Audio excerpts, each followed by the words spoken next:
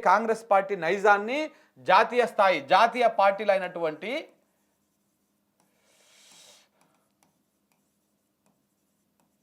జాతీయ పార్టీల నీచ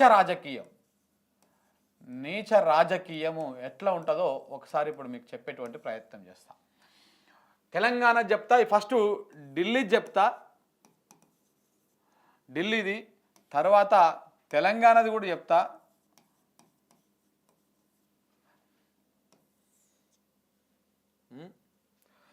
ఏపీది కూడా చెప్తా, తర్వాత ఇంకొక ఎగ్జామ్ వెస్ట్ బెంగాల్ కూడా చెప్పుకుందాం మనం. ఈ 4 రాష్ట్రాలలో బీజేపీకి కాంగ్రెస్కు బీజేపీ ఏ రకంగా సపోర్ట్ చేస్తూ ఉందో చెప్పేటువంటి ప్రయత్నం చేస్తాం. ఫస్ట్ ఢిల్లీ. ఇప్పుడు మనం చూసినాం కదా ఢిల్లీలో ఏ రకంగా బీజేపీ గెలుపు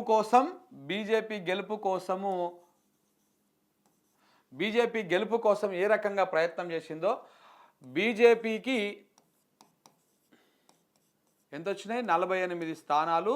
ఓట్ల పర్సంటేజ్లలో ఎంత వచ్చింది? ఓట్ల పర్సంటేజ్లో ఆ బీజేపీకి వచ్చి 45.85%.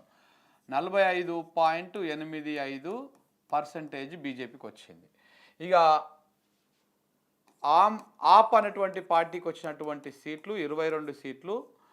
ఇక్కడ దీనికి వచ్చింది 43 ఎంత? 43.55%. ఇదే బెకార్ కాంగ్రెస్ పార్టీకి వచ్చినటువంటి సీట్లు 0.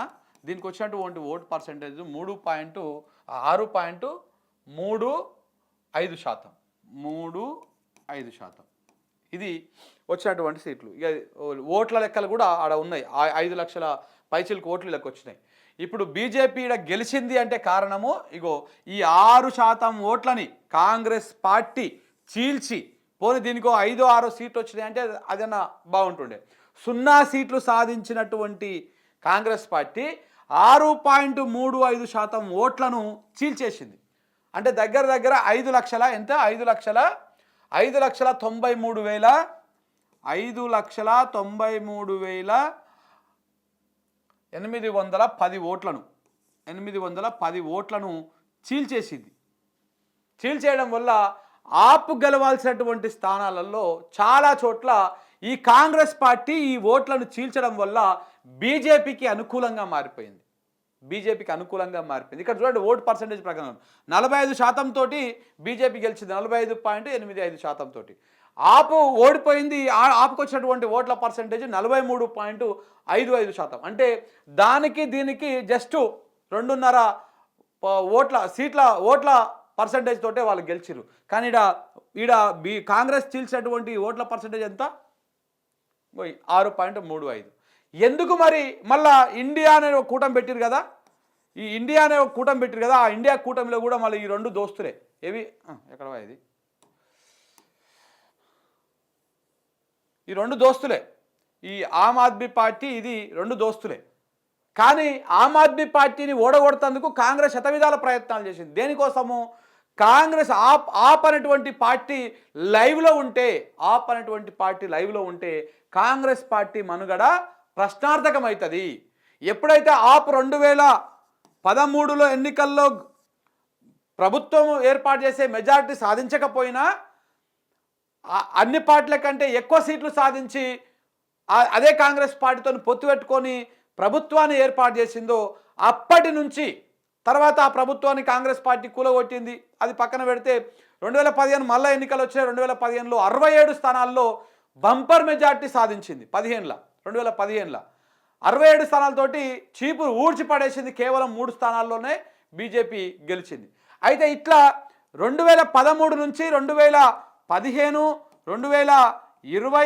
2025 ఇట్లా ఏ ఎన్నికలు చూసుకున్నా కానీ కాంగ్రెస్ పార్టీ మనుగడ ప్రశ్నార్థకంగా మారిపోతూ ఉంది. దాని ప్రభావం ఎక్కడ కూడా చూపించలేకపోతూ ఉంది. దీంతో అసలు కాంగ్రెస్ పార్టీ టార్గెట్ ఏంది? బీజేపీ గెలిచినా పర్వాలేదు కానీ ఆప్ గెలవద్దు. ఎందుకంటే ఢిల్లీలో బీజేపీ ఆప్ గెలిచింది, పక్కనటువంటి పంజాబ్కి పోయి పాగా వేసింది. ఈ పక్కనటువంటి హర్యానాలో కూడా నాకు సీట్లు కావాలని మనం అడిగింది. కాంగ్రెస్ పార్టీ ఇవ్వకపోయేసరికి హర్యానాలో వాళ్ళు సపరేట్గా చేయాల్సి వచ్చింది. అదే కాంగ్రెస్ పార్టీ 4, 5, 6, 10 లోపల ఎన్నో కొన్ని సీట్లు ఇద్దరు కదా ఈ లొల్లి ఉండకపోతుండే. కానీ ఇవ్వలే, కాంగ్రెస్ పార్టీ దేకని కూడా దేకలేదు. అప్పుడేమైంది, ఇప్పుడు ఆపు కూడా దేకలేదు. అక్కడ కాంగ్రెస్ పార్టీ అధికారాన్ని కోల్పోయింది, ఇక్కడ ఆప్ అధికారాన్ని కోల్పోయింది.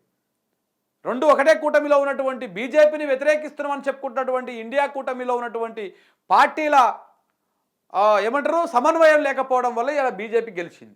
సో అట్లా ఈ ఆప్ ఉంటే మన మనుగడకు అసాధ్యము.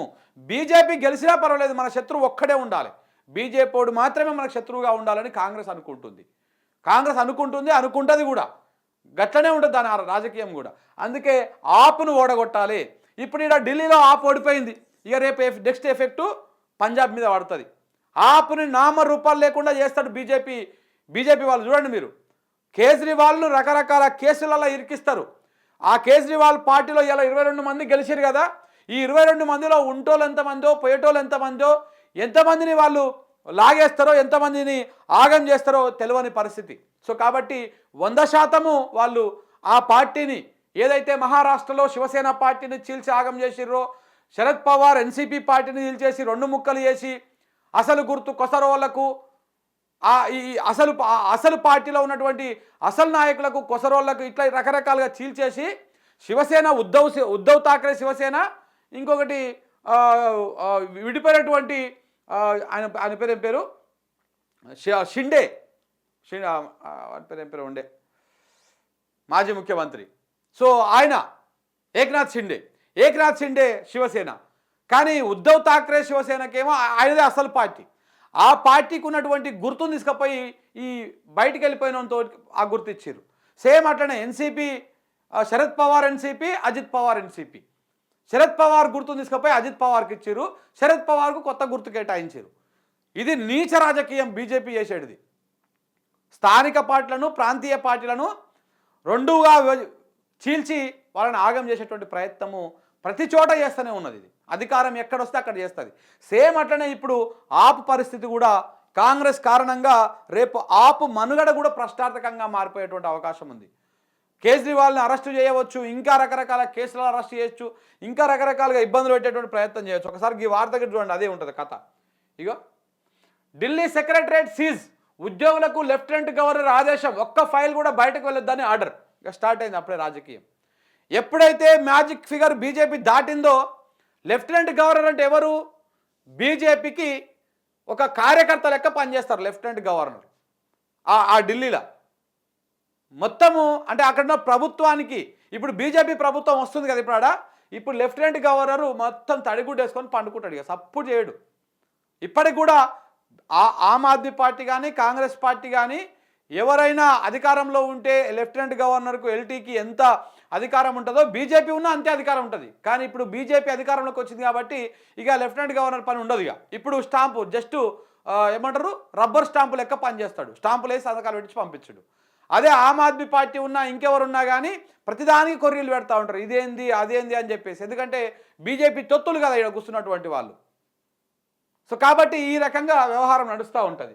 వెంటనే ఢిల్లీ సెక్రటరేట్ సీజ్ చేసి పడేసారు, ఆ ఒక్క ఫైల్ కూడా బయటకు పోవద్దని చెప్పేసి చేస్తున్నాం. అంటే ఇప్పుడు నెక్స్ట్ కేసుల పరంపర కొనసాగుతుంది. అన్నిటికీ కారణం ఎవడు, కాంగ్రెస్ పార్టీ కనుక కొంత కాంప్రమైజ్ అయ్యి ఆప్ కాంగ్రెస్ పార్టీ కలిసి పోటీ చేసి ఉంటే ఇవాళ బీజేపీ అధికారంలోకి వచ్చి ఉండేది కాదు. మళ్ళీ కాంగ్రెస్ ఆప్ల మధ్య అధికారం ఉండేది, కాంగ్రెస్ ఆపులు కలిసి బలంగా బీజేపీ కొట్లాడే అవకాశం ఉంటుండే. కానీ కాంగ్రెస్ అనేటువంటి ఒక నీచమైనటువంటి పార్టీ ఏ రకంగా రాజకీయం చేసిందో చూడండి. ఇక్కడ ఏ రకంగా రాజకీయం చేసిందో చూడండి. ఇది ఆప్లో బీజేపీని గెలిపించడం కోసం కాంగ్రెస్ పార్టీ చేసినటువంటి ప్రయత్నము అందులో సక్సెస్ అయిపోయింది. ఓట్లను నిలిచింది, ఓట్ల పర్సంటేజ్ని నిలిచింది, ఆప్ని ఓడించింది. రేపు ఆప్ నామరూపాలు లేకుండా చేస్తుంది ఇదే కాంగ్రెస్ బీజేపీలు కలిసి. ఆడ అయితే నువ్వు ఉండాలి లేకపోతే నేను ఉండాలి, మనం ఇద్దరమే ఉండాలి తప్ప మిగతా వాడు ఉండకూడదు, ఇంకొకటి ఉండకూడదు అనేటువంటి కుట్రలో భాగంగా ఈ జాతీయ పార్టీలు నీచ రాజకీయం చేస్తూ ఉన్నాయి. ఇది ఢిల్లీకి సంబంధించింది. మళ్ళీ ఒక్కసారి మన తెలంగాణది కూడా మనం ఒక్కసారి అనాలిసిస్ చేసుకుందాం. తెలంగాణ రాష్ట్రంలో 2023 వరకు కేసీఆర్ అధికారంలో ఉండే. కేసీఆర్ అంటే బీఆర్ఎస్ పార్టీ అధికారంలో ఉండే. బీఆర్ఎస్ పార్టీ అధికారంలో ఉన్నప్పుడు బీఆర్ఎస్ పార్టీని ఓడించాలంటే, కేసీఆర్ను ఓడించాలంటే, ఈ కేసీఆర్ను ఓడించాలనే బలమైనటువంటి కక్ష పెట్టుకున్నది బీజేపీ. మోడీ ప్లస్ అమిత్ షా ఈ బీజేపీ అందరు కలిసి దీన్ని ఈ బ్యాచ్ మొత్తం కలిసి కేసీఆర్ ఎట్లనే చేసి ఓడించాలి, ఎట్లనే చేసి ఓడించాలి. కాబట్టి ఏం చేయాలి ఇప్పుడు? పోనీ డైరెక్ట్గా బీజేపీ కొట్లాడదాం ఎన్నికల్లో, డైరెక్ట్గా బీజేపీ కొట్లాడితే ఎన్నికల్లో మనం గెలిచి మనం అధికారంలోకి వస్తామా అంటే బీజేపీకి అంత సినిమా లేదు. ఇడ నువ్వు ఎన్ని ఈవీఎంల మ్యానిపులేట్ చేసినా కానీ ఆ స్థానాలు వచ్చేటువంటి అవకాశం కనపడుతుంది. ఇక్కడ మన దగ్గర ఉన్నది 119 స్థానాలు, మన దగ్గర ఎంతనే 119 స్థానాలు. దీంట్లో 60 స్థానాలు ఎవరికి వస్తే వాడి ప్రభుత్వం ఏర్పడుతుంది. వీళ్ళు ఎన్ని మ్యానిపులేట్ చేసినా 20 స్థానాలకు మించేటువంటి అవకాశం కనపడతలేదు. కాబట్టి ఈడ కేసీఆర్ను ఓడగొట్టాలి. కేసీఆర్ను ఓడగొట్టాలంటే ఏం చేయాలి? మరి ఆడ శత్రువుకు శత్రువు మిత్రుడు అన్నట్టుగా ఈడ కేసీఆర్ను ఓడగొట్టాలంటే రేవంత్ రెడ్డిని గెలిపించాలి, కాంగ్రెస్ పార్టీని గెలిపించాలి. అందుకే మోడీ ఏం చేసిండు? బీజేపీ మోడీ కలిసి రేవంత్ రెడ్డితోని మిలాఖత్ అయ్యి ఈడ కేసీఆర్ను ఓడగొట్టిరు. ఈడనేమో బీజేపీని గెలిపించడం కోసం కాంగ్రెస్ పార్టీ పోటీ చేసి ఆమ్ ఆద్మీ పార్టీని ఓడించి రేపు ఆ పార్టీ నామరూపాలు లేకుండా చేయడం కోసం ఏ విధంగా అయితే తాపత్రయపడతా ఉందో సేమ్ అట్లనే కేసీఆర్ని ఓడించడం కోసం ఒక ఉద్యమ నాయకుడు, బలమైన నాయకుడు, 10 సంవత్సరాల పాటు నిర్విరామంగా తెలంగాణ రాష్ట్రాన్ని, కొత్తగా ఏర్పడినటువంటి రాష్ట్రాన్ని దేశంలోనే నెంబర్ 1 స్థాయికి తీసుకుపోయినటువంటి నాయకుడు, అంత బలమైన నాయకుడిని ఓడించాలంటే మా బీజేపీకి శక్తి సరిపోదు. కాబట్టి బీజేపీ కేంద్రంలో అధికారంలో ఉంది కాబట్టి, తెలంగాణ కొరకరాని కొయ్యి లెక్క మారుతూ ఉంది కాబట్టి, ఇక్కడ మనం అధికారాన్ని చెలాయించలేకపోతున్నాం. కాబట్టి మనం అధికారంలోకి రాకపోయినా పర్వాలేదు, కానీ మన శత్రువు అధికారంలోకి రావద్దు, ఆ శత్రువును కొట్టడం కోసం ఇంకొక శత్రువుతోని మిత్రుత్వం చేయాలన్నటువంటి ప్రయత్నం చేసింది. అందుకే రేవంత్ రెడ్డితోని మిలాఖత్ అయినటువంటి మోడీ కేసీఆర్ను ఓడగొట్టడం కోసం శతవిధాలుగా ప్రయత్నాలు చేసిర్రు. ఆ ప్రయత్నాల్లో సక్సెస్ కూడా అయ్యారు. అందుకే మీరు చూడండి, ఒకసారి సికింద్రాబాద్ సభలో మోడీ వచ్చి దిగజారిపోయి ఆయన ప్రధానమంత్రి అన్న సంగతి కూడా మర్చిపోయి నా దగ్గరికి కేసీఆర్ వచ్చిండు, కేటీఆర్ సీఎం చేస్తా అన్నాడు అని చెప్పేసి లంగా ముచ్చట్లు చెప్పిపోయింది. ఇడికొచ్చి బాజాప్తా చెప్తాను నేను, లంగా ముచ్చట్లు చెప్పిపోయింది ఇడికొచ్చి. ఎందుకు చెప్పిపోయింది ఇడికొచ్చి? ఎందుకంటే ఇక్కడ ముస్లిం మైనార్టీల ఓట్లను కాంగ్రెస్ పార్టీకే వాడాలి అవన్నీ కూడా. ఆ ఓట్లు కనుక చీలిపోయి బీఆర్ఎస్ పార్టీకి పడితే ఇక్కడ ఓట్ పర్సెంటేజ్ చాలా తక్కువగా ఉంది. ఇక్కడ కూడా అంతే, 1.1% డిఫరెన్స్ తోటే కాంగ్రెస్ పార్టీ అధికారంలోకి వచ్చింది. ఇక్కడ ఆ ఓట్లను చీల్చింది విజయవంతంగా ఇదే బీజేపీ పార్టీ చీల్చింది. అలా చీల్చినా కానీ శక్తి సరిపోదని చెప్పేసి మోడీ ఇక్కడికి వచ్చి బీజేపీకి ప్రచారం చేయలే, కాంగ్రెస్ పార్టీకి ఓటేయమని చెప్పిపోయిండు.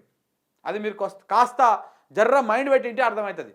గాడ సికింద్రాబాద్ సభ పెట్టి బీజేపీకి నా దగ్గరకు వచ్చి కేటీఆర్ సీఎం చేయమని అడిగిండు, మీ సహకారం కావాలని అడిగిండు అని చెప్పేసి పోయి చెప్పిండు. వీళ్ళు ఏమన్నా ఎన్డీఏలో భాగస్వామ్యం ఉన్నారా, లేకపోతే వీళ్ళ పార్టీ వాళ్ళ పార్టీ ఏమన్నా పొత్తు పెట్టుకొని పోటీ చేసి గెలిచిర్రా? బీజేపీ ఆయన దగ్గరికి కేసీఆర్ ఎందుకు పోతాడు? కేసీఆర్ లాంటి నాయకుడు తెలంగాణ ఇచ్చినటువంటి కాంగ్రెస్ పార్టీ ఎత్తులకే ఆయన తలొగ్గలేదు, ఏం కాలేదు. అలాంటిది తూతుంబరం అనేటువంటి బీజేపీ పార్టీకి తలొగ్గుతారని ఎట్లా అనుకుంటారు? సో కాబట్టి ఇవన్నీ ఒక అబద్ధాలను వచ్చి ఆడ ప్రచారం చేసిపోయిండు మోడీ, తన స్థాయిని దిగజార్చుకున్నాడు. ఇప్పుడు సాధారణంగా ప్రధానమంత్రి వచ్చి చెప్పినాక జనాలు కూడా ఏమనుకుంటారు, అరే గత పెద్ద మనిషి వచ్చి చెప్పాడు అంటే ఇదేదో నిజమే అయి ఉంటుంది, కేసీఆర్ నిజంగానే పోయి ఉంటాడు ఆడికి, ఆ కేటీఆర్ సీఎం చేయమని అడుగుంటాడు అని చెప్పేసి జనం అనుకుంటారు. అందులో ప్రధానంగా కూడా ముస్లింలు అంటే బీజేపీకి ఓటయ్యారు. ఆ ముస్లింల ఓట్లను బీఆర్ఎస్ పార్టీకి పడకుండా కట్టడి చేయడం కోసమే వీడికి వచ్చి ఆయన ఆ స్టేట్మెంట్ ఇచ్చిపోయింది అనేది ఎన్నికల తర్వాత అర్థమైంది అందరికీ. అప్పుడు నాలాంటి వాడు ఎవడు చెప్పినా కానీ ఇదంతా ఏదో ఉల్టా చెప్తా ఉన్నారా అని అనుకున్నారు. కానీ ఎన్నికల తర్వాత అర్థమైంది, క్రిస్టియన్ ఓట్లను, మైనార్టీల ఓట్లను బీఆర్ఎస్కి పడకుండా కాంగ్రెస్కు మళ్లించడం కోసము బీజేపీ ఓడిపోయినా పర్వాలేదు కానీ మేము అక్కడ కావద్దని చెప్పేసి ఈ ప్రయత్నం చేసింది. మీరు లేకపోతే ఎమ్మెల్యే ఎన్నికలల్లో 8 సీట్లే గెలుస్తుంది బీజేపీ, 8 సీట్లే గెలుస్తుంది 119 నియోజకవర్గాలల్లో 8 సీట్లు. ఏ స్థానంలో కూడా పెద్దగా 2వ స్థానంలో 3వ స్థానంలో వచ్చినటువంటి దాఖలాలు లేవు. సో కాబట్టి మళ్ళా ఎంపీ ఎన్నికలకు వచ్చిన నాటికి మళ్ళీ 8 స్థానాలు గెలుస్తుంది. అట్ట సాధ్యమైతే చెప్పండి. ఎమ్మెల్యే ఎన్నికలలో 8 స్థానాలకే గెలిచినటువంటి బీజేపీ ఎమ్మెల్యే ఎన్నికలలో ఓడిపోయినటువంటి క్యాండిడేట్లు ఎంపీ స్థానాల్లో గెలుస్తారు. నేను నిజామాబాద్ తీసుకుందాం. నిజామాబాద్లో ధర్మపురి అరవింద్ జగిత్యాల వైపు పోటీ చేసిండు, ఓడిపోయిండు, చిత్తుగా ఓడిపోయిండు అరవింద్. జగిత్యాల జనాలు ఆయనకు ఓటేయలేదు, కానీ అదే జగిత్యాల ఉన్నటువంటి పార్లమెంట్ నియోజకవర్గంలో మాత్రం ఓటేస్తారా? ఎంత డ్రామా, డబల్ డ్రామా అంటే అంత డబల్ డ్రామా జరిగింది. మామూలుగా జరగలే, మామూలుగా డబల్ డ్రామా జరగలే. సో కాబట్టి ఇవన్నీ కూడా కేవలము కాంగ్రెస్ బీజేపీల నీచ రాజకీయంలో భాగమే. అందుకే కేసీఆర్ దింపడం కోసం రేవంత్ రెడ్డిని అడ్డం పెట్టుకొని మోడీ ఈడ డబల్ గేమ్లు ఆడిండు. అందుకే మోడీని ఆయనను సీఎం చేసిరు కాబట్టి మోడీకి కృతజ్ఞతగా అదానికి కావాల్సినటువంటి అన్నీ కూడా రేవంత్ రెడ్డి కట్టబెడతా ఉన్నాడు, ఇస్తూ ఉన్నాడు. మోడీకి అస్త్రశస్త్రాలు ఇస్తూ ఉన్నాడు కాంగ్రెస్ పార్టీని చంపడం కోసం. ఇంకా అదంతా మళ్ళీ ఇంకొక చర్చ అది. సో దాంట్లో భాగంగానే ఇప్పుడు బీఆర్ఎస్ పార్టీని నామరూపాలు లేకుండా చేయాలని చెప్పేసి రకరకాల కేసుల పేరుతోటి ఏదేదో చేస్తూ ఉన్నారు. కానీ ఆ కేసులు ఏవి నిలుస్తలేవు. రేవంత్ రెడ్డి ఒకటనుకుంటే ఒకటైతా ఉన్నది, అంత ఆగమాగం పంచకత్తం అవుతా ఉన్నది. దాంతో చల్లగా జర కూర్చున్నాడు. ఇక్కడ ఏంటిది, ఇక్కడ ఢిల్లీలోనేమో బీజేపీ గెలుపు కోసం కాంగ్రెస్ కృషి చేస్తే ఇక్కడనేమో కాంగ్రెస్ గెలుపు కోసం బీజేపీ కృషి చేసింది. ఎక్కడ? తెలంగాణ రాష్ట్రంలో. ఇంకొక దగ్గర ఏపీలో చూపిస్తా. ఏపీలో కూడా సేమ్ అంతే. ఏపీలో కాంగ్రెస్ పార్టీ, బీజేపీ పార్టీ వీళ్ళు కూడా ఉన్నారు అక్కడ. ఏపీలో ప్రధానంగా ఎవరి మధ్యలో పోటీ అంటే TDP plus Janasena, JSP plus BJP. ఇదో కూటమి లెక్క ఏర్పడింది. జగన్ ఒక్కడు వైసీపీ తోటి ఈయన బలంగా పోటీ చేసిండు. అయితే ఇందులో తోక పార్టీగా ఉన్నటువంటి కాంగ్రెస్ పార్టీ జగన్ ఓట్లు చీల్చడం కోసము కాంగ్రెస్ పార్టీలోకి తీసుకొని షర్మిల అనేటువంటి ఆ జగన్ వాళ్ళ చెల్లెని తీసుకొని వైఎస్ రాజశేఖర రెడ్డికి ఇంకా ఎక్కడన్నా కాంగ్రెస్ పార్టీకి ఎక్కడన్నా ఓట్లు ఉంటాయేమని చూసి ఆ ఓట్లను చీల్చడం కోసం కాంగ్రెస్ పార్టీ టీడీపీ బీజేపీ కూటమి ప్రభుత్వాన్ని, ఎన్డీఏ ప్రభుత్వాన్ని గెలిపించడం కోసం షర్మిల రూపంలో కాంగ్రెస్ పార్టీ ఓట్లను చీల్చే కార్యక్రమం చేసింది. షర్మిల కాంగ్రెస్ పార్టీ ఓల ఓట్లను చీలుస్తుంది, టీడీపీ ఓట్లనో, జేఎస్పీ ఓట్లనో, బీజేపీ ఓట్లనో చీల్చలేదు. ఆమె ఎంతసేపు చీల్చిన వైఎస్ఆర్ కాంగ్రెస్ పార్టీ ఉంది కదా, జగన్ పార్టీ ఓట్లను మాత్రమే షర్మిల చీల్చగలుగుతుంది. అందుకే జగన్ను ఓడించడం కోసము కూటమి కట్టి అధికారికంగా వీళ్ళు ఒకటైతే కూటమి కట్టకుండా వీళ్ళకు సపోర్ట్ చేసింది షర్మిల కాంగ్రెస్ పార్టీ. ఇక్కడ కూడా బీజేపీ కూటమిని గెలిపించడం కోసము కాంగ్రెస్ పార్టీ శతవిధాలుగా ప్రయత్నాలు చేసింది ఆంధ్రప్రదేశ్లో కూడా. ఇది జరుగుతున్నటువంటి రాజకీయం. జాతీయ స్థాయిలో ఏ రకంగా ఈ నీచ రాజకీయాలు చేస్తూ ఉందో బీజేపీ కాంగ్రెస్ పార్టీలు చూడండి మీరు. ఇది ఇక్కడ జరుగుతున్నది. ఇక వెస్ట్ బెంగాల్లో కూడా చూసుకోండి. వెస్ట్ బెంగాల్లో మమతా టీఎంసీ ఉన్నది. ఈ టీఎంసీకి ప్రధానంగా బీజేపీ ఆడ బలంగా ఉన్నది. ఒకప్పుడు ఇక్కడ కమ్యూనిస్టుల కంచుకోట ఉంటుండే వెస్ట్ బెంగాల్. ఆ కమ్యూనిస్టుల కంచుకోట కాస్త ఇప్పుడు కమ్యూనిస్టులు మొత్తము ఉల్టా పల్టా అయిపోయారు. ఇప్పుడు కమ్యూనిస్టులు అంతా కూడా మెల్లమెల్లగా బీజేపీలో జాయిన్ అవుతా ఉన్నారు. టీఎంసీనేమో కట్టర్గా అది అట్లా కొనసాగుతూనే ఉన్నది. టీఎంసీ ఇప్పటికీ ఆడ 3 పర్యాలుగా అధికారం గెలిచింది, నడుస్తూనే ఉన్నది. అయితే బీజేపీ బలంగా ఉన్నది. కానీ దీన్ని వీక్ చేయడం కోసం కాంగ్రెస్ పార్టీ రోజుకో రకాలుగా ప్రయత్నాలు చేస్తూ ఉంటుంది. మొన్నటి ఎన్నికల్లో కూడా, ఎంపీ ఎన్నికల్లో కూడా కానీ, మిగతా సమయంలో కూడా కానీ టీఎంసీని కాదని కాంగ్రెస్ పార్టీ వస్తూ ఉంటుంది.